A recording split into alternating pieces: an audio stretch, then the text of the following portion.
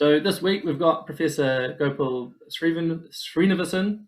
He's the Crown University Distinguished Professor in Ethics at Duke University.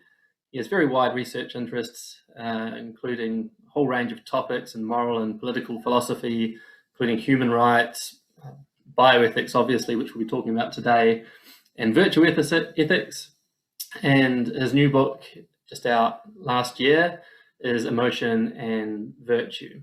And today we're going to see his talk called Waiver or Understanding, which is a dilemma for autonomists about informed consent. So let me just try and get this video going for everyone.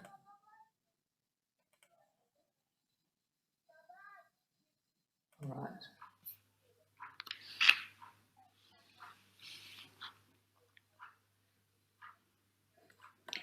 Hi there, welcome to today's St. Cross seminar. The title of my talk today is Waiver or Understanding, a Dilemma for Autonomists about Informed Consent. The thesis for which I'd like to argue today is that we should reject the requirement that understanding the standard disclosure is a necessary condition for valid informed consent. This is a conclusion that I've argued for before in previous work, but today I want to argue for the same old conclusion, as it were, with a completely different argument. So just to give you a little preview, there will be 5 sections in the talk. I'm going to start with a very brief background on some elements of informed consent. And then I want to try to outline the core dilemma that's going to structure my discussion. And I'll begin by doing that in a kind of abstract way. And then I want to sort of motivate or fill in the background to this dilemma a little bit by describing some stylized cases to give you the idea that the sort of presuppositions of the dilemma are plausible. And on that basis, I then want to argue 2 different kinds of thing. On the one hand, which is my kind of primary argument, I want to argue that people who, as it were, believe in an autonomy justification for informed consent have to accept a version of my conclusion, which is that they need a new argument for a main piece of their position. And then finally, as a sort of secondary argument, I want to sort of pivot and address the same structure to everybody else, people who don't begin by believing that autonomy has this privileged position in the justification of informed consent, and to try to convince them or you that the same conclusion should be accepted that I tried to urge on the believers in autonomy. Okay, so in very general terms, there are 2 kind of different contexts, medical contexts, in which it's common to talk about requirements of informed consent. One is the clinical context, and the other is the context of doing research, particularly randomized clinical trials. In principle, my discussion is general and applies across both contexts, but I'm going to develop it primarily in the context of research or in the context of clinical trials more specifically. As you'll see, I'm going to understand the requirement of informed consent as really being kind of composed or broken down into 2 primary duties, one related to disclosure and the other related to consent. I take it that that's pretty standard fare. More generally, you can see it's a common feature of analyses of informed consent in sort of medical or research contexts to single out 5 elements or components, which I won't review in great detail, but I'm just taking it that the disclosure requirement and the understanding requirement are 2 of these sort of 5 standard features, and in a way my concern is about how we should understand the relation between them as part of the apparatus of informed consent. So the detail that really kind of gives the special color to this version of the argument in this apparatus is the focus I'm going to provide on the idea that it's possible for either patients or subjects to waive the duties that professionals have in relation to them to obtain their informed consent, and in particular to disclose various bits of information to them before seeking to obtain their consent. There's a reasonably good discussion about this in a legal textbook by Jessica Berg and colleagues that primarily focuses on the clinical context and on the kind of common law background. But I think it's a sort of reasonably accepted general feature that in many jurisdictions there is this right to waive some or all parts of the required disclosure. This is one context. There'll be a number of them in which, I'd be actually quite interested to hear whether there are differences in this regard between the UK jurisdiction and what one may regard as standard truths in an American context that actually don't travel as well as some people might think. So in a way, the kind of main point about this availability of the right or option to waive some part of the disclosure is that a subject who waives all or part of the standard disclosure, at least in the kind of common case where the subject doesn't already independently understand exactly what's being reviewed in that disclosure, exercising their waiver basically guarantees that they will fail to understand the relevant parts of the disclosure. So it's not just that there's a right or an option available to waive, but that the consequence, the predictable consequence of exercising it is guaranteeing that the subject fails to understand the disclosure. So on that basis, you can see the kind of basic parts of the dilemma that I want to work with. My main kind of overarching background claim is that in this context, it can't both be true that understanding the standard disclosure is a necessary condition of valid consent to join a randomized clinical trial, and also that there is a right, or if you want to say more specifically, a justified right to waive the disclosure. So I'm going to refer to these as we go along as the kind of left horn and the right horn of the dilemma. But the basic point is that given what the consequence of exercising the waiver is, it can't both be true that you're required to understand the disclosure, but you have a justified right to waive it. If you like, you can kind of fine-tune this a little bit by kind of taking advantage of the fact that the right to waive the disclosure may only operate over part of the disclosure, and also that the claim that understanding is necessary may only be strictly true for part of the disclosure. The fine-tuned version of the dilemma is just the scope of the understanding requirement and the scope of the right to waive can't operate with respect to the same part of the disclosure on pain of getting an inconsistency. Okay. This assumes in the background, which I am assuming and which also sounds pretty reasonable to me, that the existence and justification for a right to waive presupposes that exercising that right nevertheless leaves the subject or the prospective participant with the option of continuing on to agree to participate in the randomized clinical trial. So by saying there's a right to waive the disclosure, what I have in mind is there's a right to waive the disclosure, which includes exercising that right, but nevertheless hanging on to the option to participate in the clinical trial. Okay, if consenting to participate in a clinical trial is a necessary condition of participating, and if having valid consent is a necessary condition of consenting, and if understanding is a necessary condition of valid consent, you run into the basic problem of this dilemma.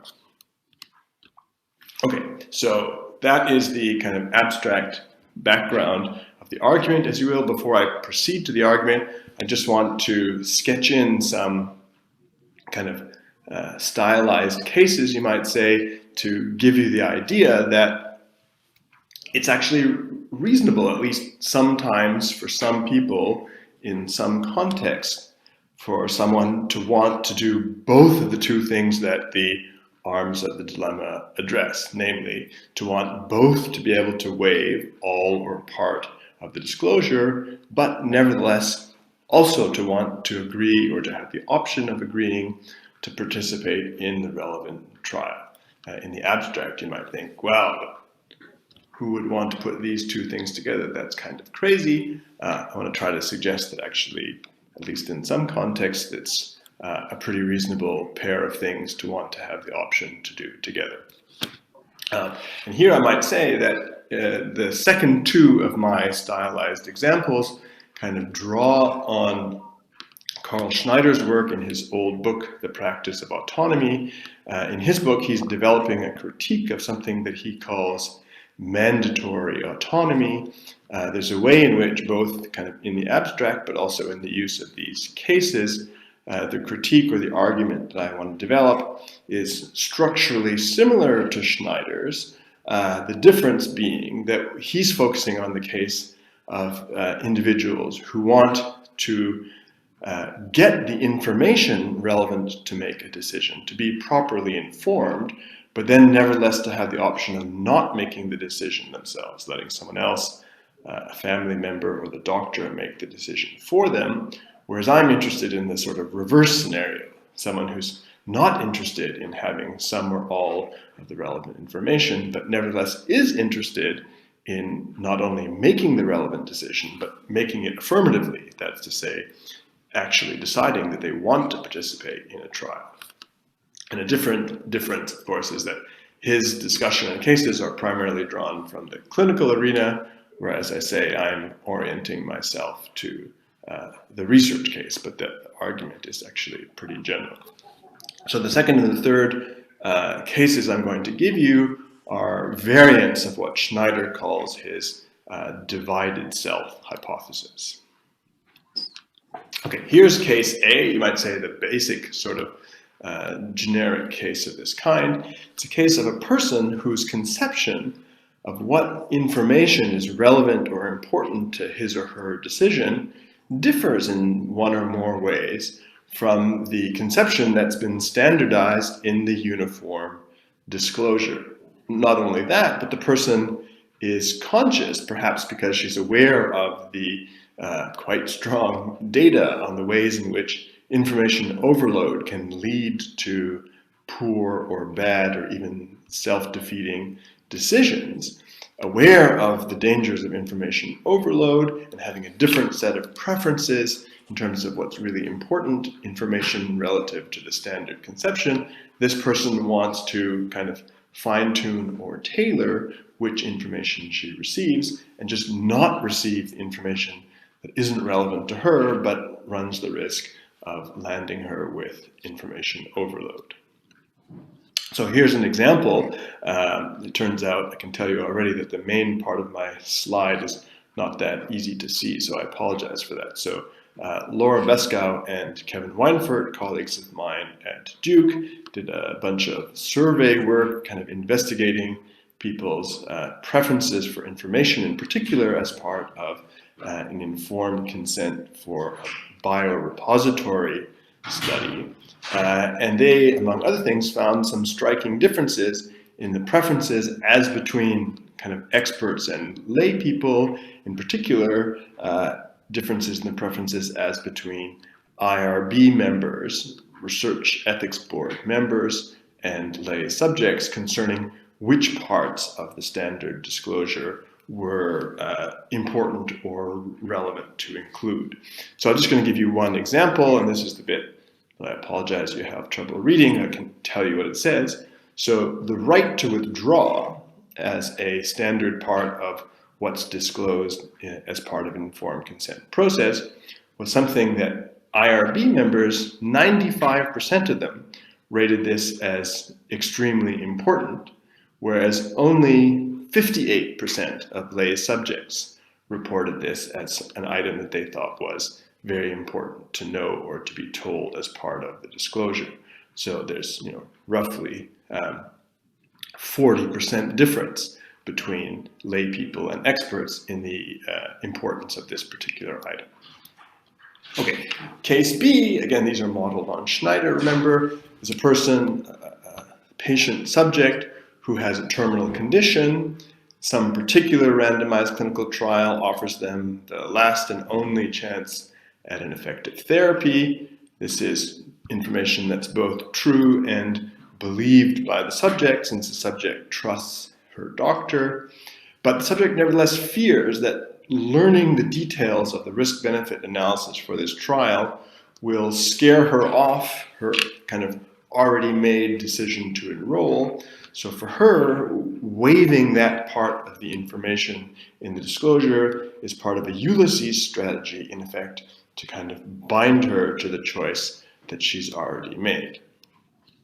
Okay, a variant of this case has the same structure, only the difference is that now the person is not a terminal patient, but an altruistic volunteer who just doesn't care about the details of the trial. Their interest in participating has to do with their altruism, their desire to further science, and the details of what exactly they're signing up for don't matter to that decision, but they do fear that learning about them, in particular learning about the risk-benefit details, will scare them off the decision to enroll. And so again, waiving that information is a kind of Ulysses strategy that they adopt.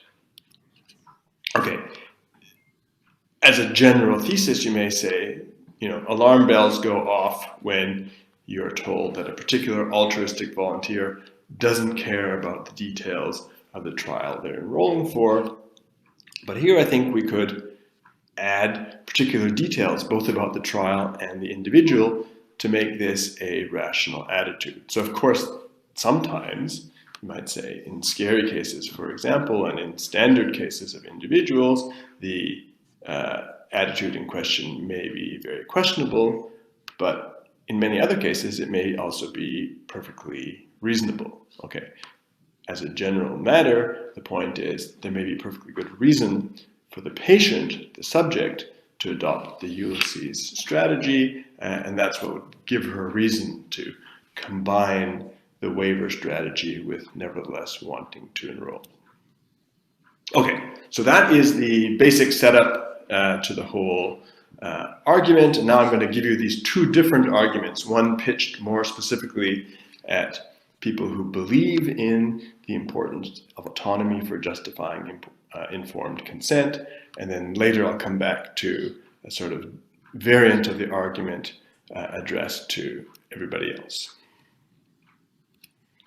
So, again, this is the second point at which actually I'd be interested to hear if my description of a part of the target is one that fits better in the United States than it fits here.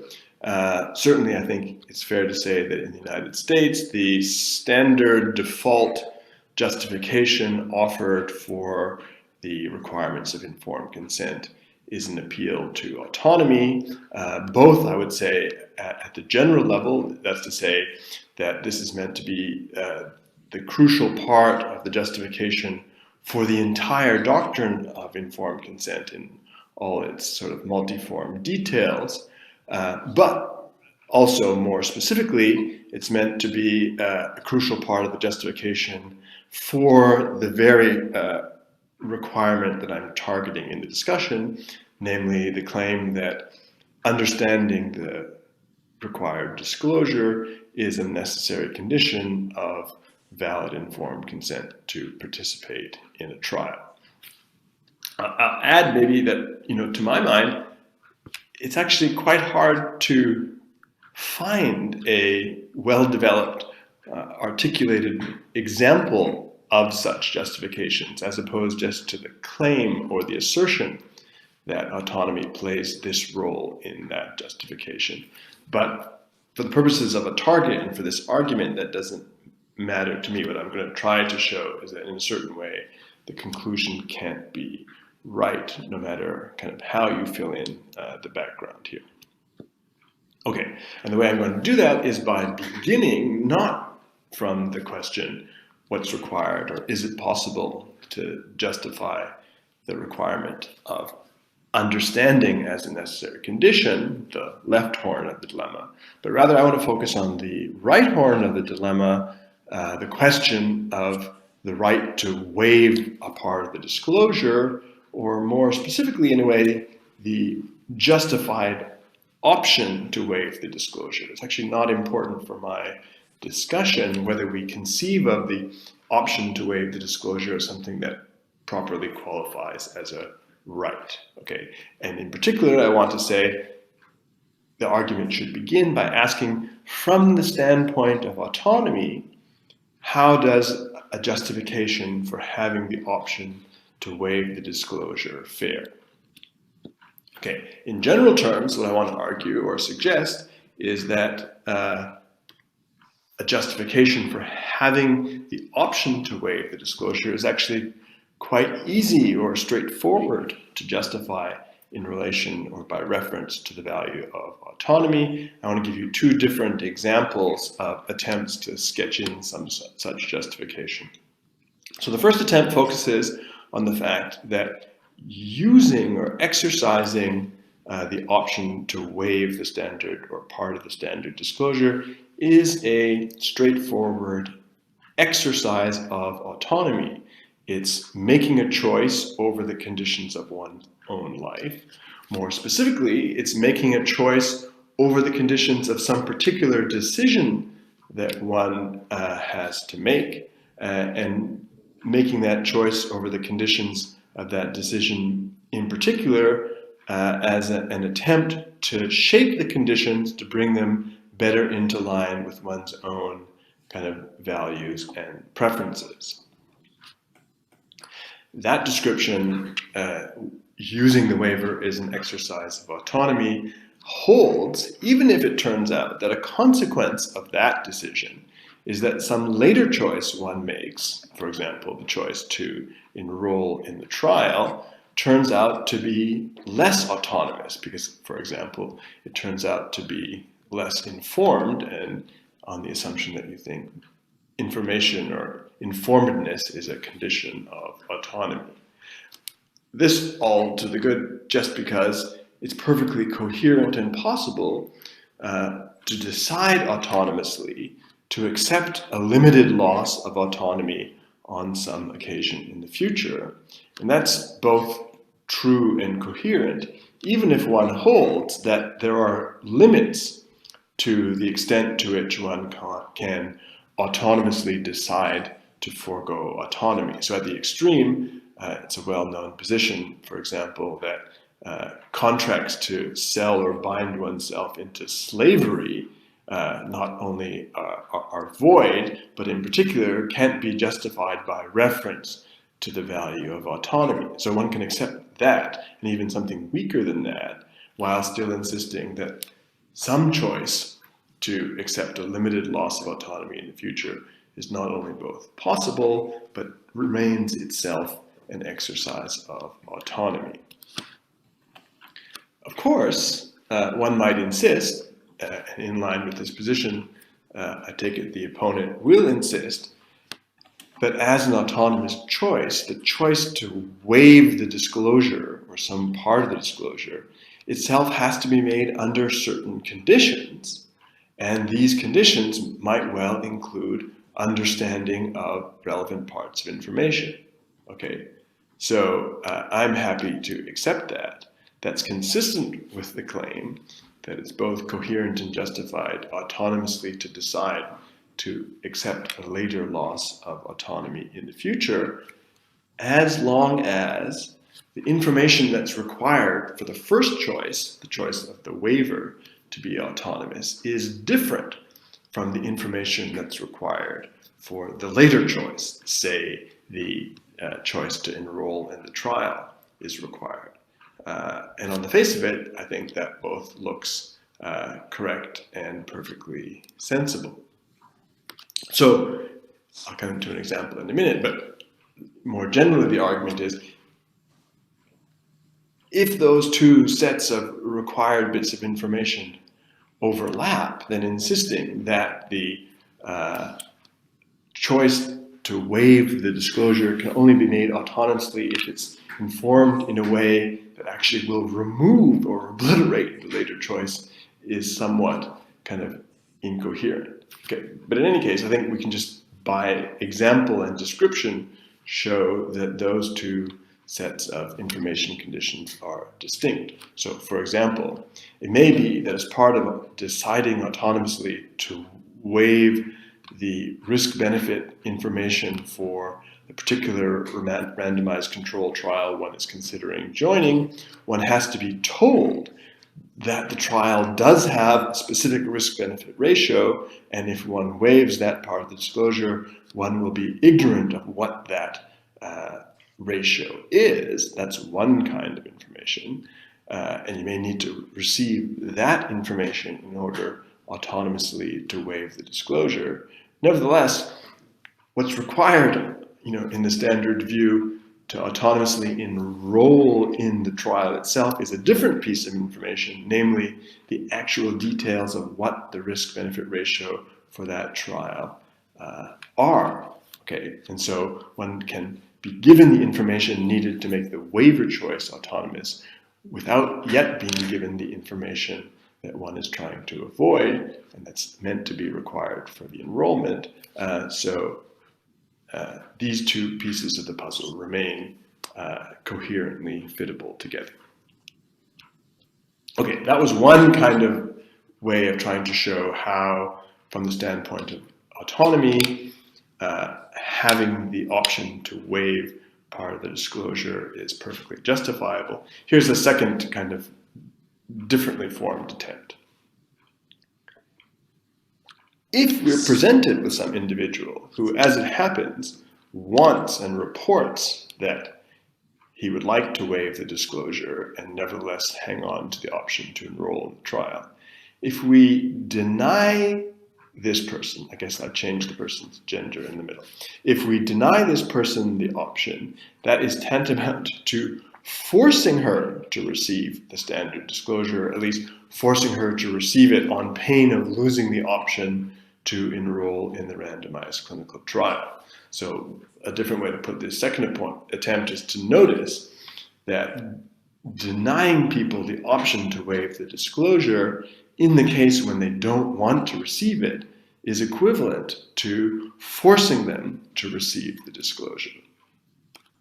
So it's one question whether it's possible to justify forcing someone to receive the standard disclosure. As we'll see, I'm happy to leave that question open.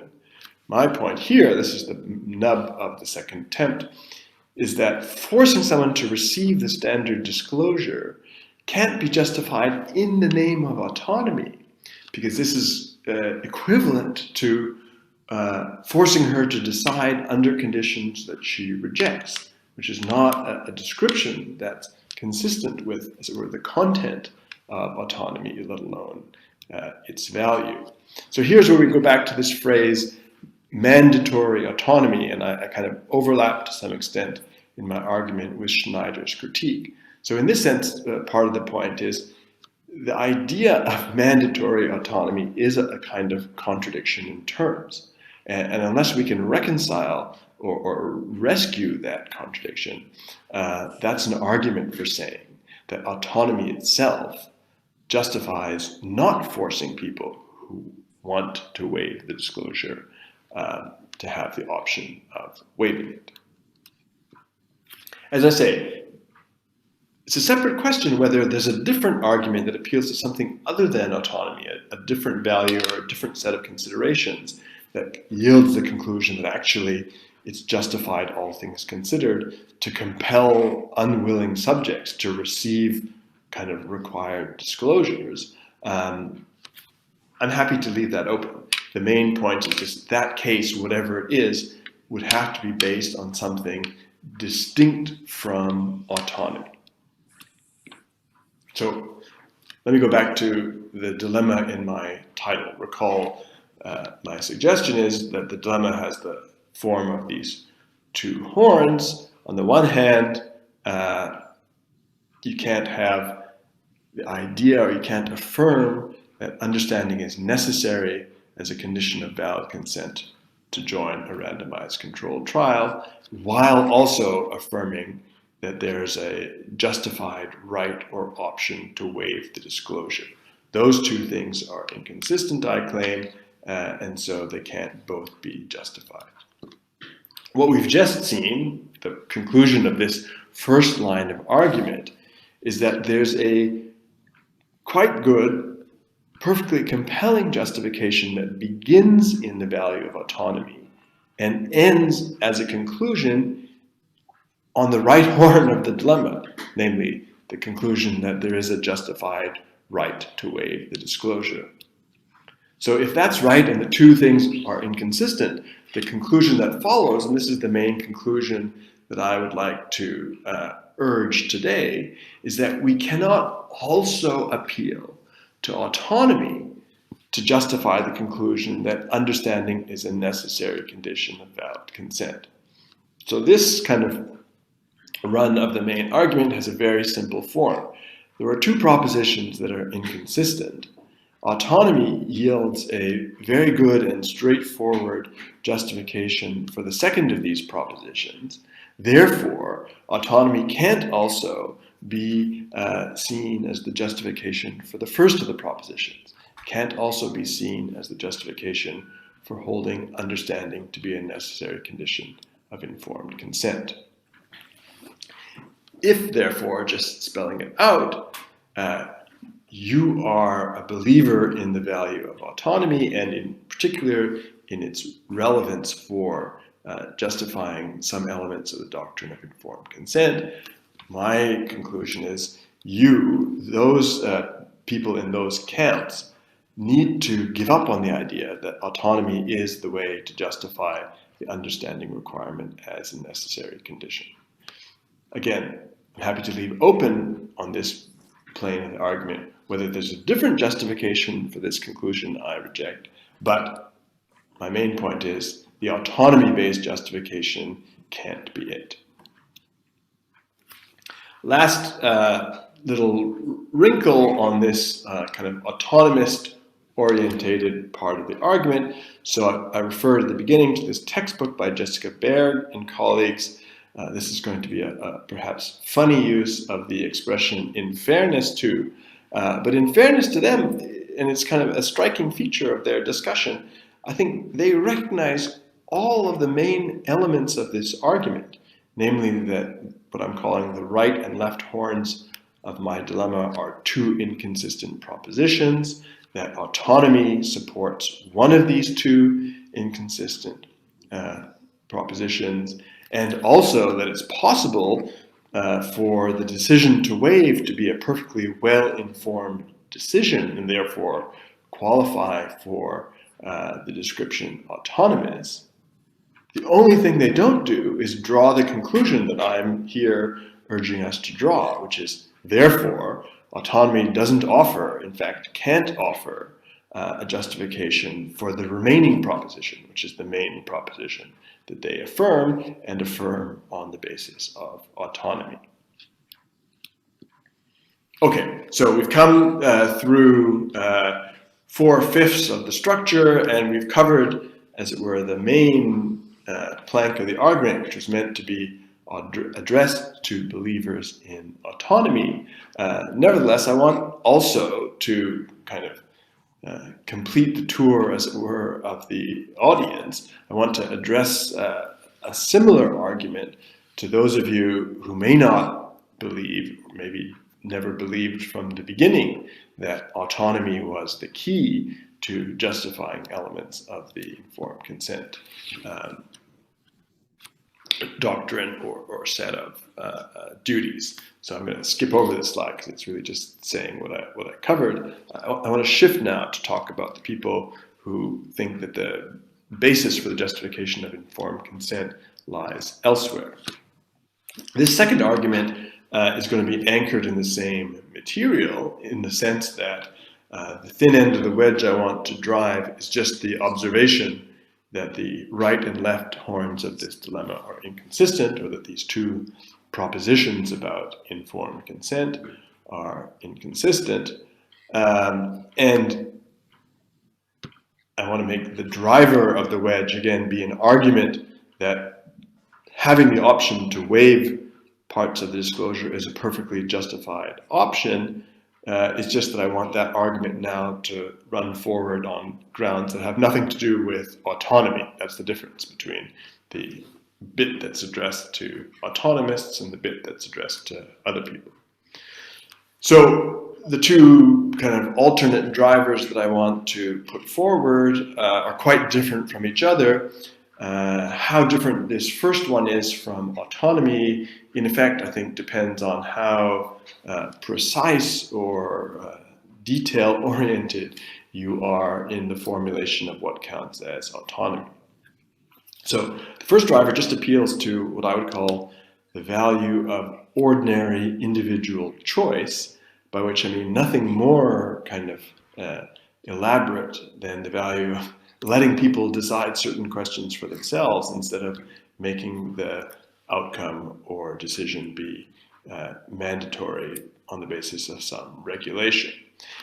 And for my purposes, it doesn't really matter. I think there's a host of general considerations that speak in favor of ordinary individual choice, starting with what I'm calling in the slide the old millions law, which is just that people are the best judges of their own interests, or at least maybe slightly more considered by and large, or for the most part, people are the best judges of their own interests. So the value of ordinary individual choice also favors having the option to waive the disclosure in informed consent.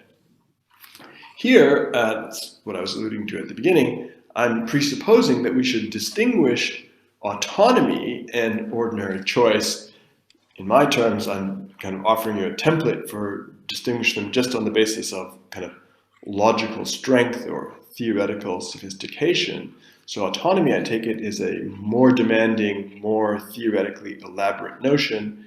Ordinary choice is really just a kind of plain notion. It's got no sophistication in it whatsoever. It's kind of funny that in the literature, people don't actually distinguish in the details between these two options much at all, in the sense that they often use the language of autonomy, and when they come to spell out what they mean, actually what they're talking about is just ordinary choice. In a way, that's fine for me, because my point here is just we don't need any fancy theoretical apparatus to see that there's a value in ordinary choice in letting people choose what kind of information they receive or don't receive, and that just is the value in letting them have the right or the option to waive. Okay, I'm skipping slightly over that because on the one hand, take it to be a kind of common sense notion, but on the other hand, I think the second argument, which is kind of manifestly different, is also quite compelling, and I want to turn to that now. So this is an argument from what you might call institutional or regulatory design. And the problem space in which it arises is a kind of familiar problem which centers exactly on the sort of calibration or formulation of the duty to disclosure, which is the question of, as a policy matter, what information should be singled out as the information that physician investigators are duty-bound to provide as part of the informed consent process. So in this debate, which may be familiar to you already, the discussion typically proceeds in relation to three possible standards by which we decide what the information required to be disclosed is going to be. One that's often called the professional practice standard, a second that's called the individual preference standard, and the third that's referred to by means of this kind of mythical figure of the reasonable person. And again, in many American jurisdictions, anyway, as a matter of law, it's the reasonable person standard which is ultimately enforced. And so part of the debate is just a question about what are the grounds for preferring the reasonable person standard to these other two standards as a matter of policy. So for my argument, the point to notice is that the reasonable person standard is in some sense a normalized version of the individual preference standard. It's normalized kind of in two different ways. One I'm calling normalized by way of being standardized. It's just sort of made to be kind of one rule to fit all cases for the sake of simplicity. And in effect, part of the main argument for the reasonable person standard is just its kind of administrative simplicity or non-complexity in application. In principle, you could also see a reasonable person standard as a normativized version of an individual preference standard, by which I mean that involves a certain amount of idealization on the individuals in front of you with respect to what their preferences are, as opposed to just taking the rote kind of real world facts on the ground about what this person versus that person versus that person would prefer to know. Okay. In practice, I think the main kind of argument and ways of settling on which information is going to be disclosed operate by just appeal to the standardized sense of normalized. So the starting point of this argument is just to notice that in fact, typically as a matter of policy, the choice of standard to fix the content of the required disclosure is the reasonable person standard, and it's done primarily by appeal to the considerations that favor standardizing the procedure, all the while acknowledging that in some kind of fairly clear sense, in principle, the individual person preference standard would be better. It's just that it's kind of unwieldy or impractical, and so not worth kind of implementing at the level of general policy. Okay. What happens when you take the reasonable person standard in preference to the individual preference standard, while considering the individual preference standard in some sense to be better or ideally the correct standard, is that you introduce two different kinds of error. Okay, in principle, on the one hand, you can have too much information in your standardized disclosure relative to a given individual's preference, or of course, you could also have too little information in your standardized disclosure relative to a given individual's preference. And as anyone who has actually looked at some informed consent forms for research will know immediately, the overwhelming bias in the kind of application of the reasonable person standard is to kind of lean towards the first error, having too much information in the standardized disclosure. The second argument for the availability of a waiver option is just an argument that says adding the option to waive provides an obvious and simple corrective for the too much information error, i.e. the one that is by far the preponderant error, because it allows individuals to bring the information that they actually get under the standard policy largely back to what the individual preference standard would actually say in the first place, but does so without the practical defects of the individual preference standard. For example, burdening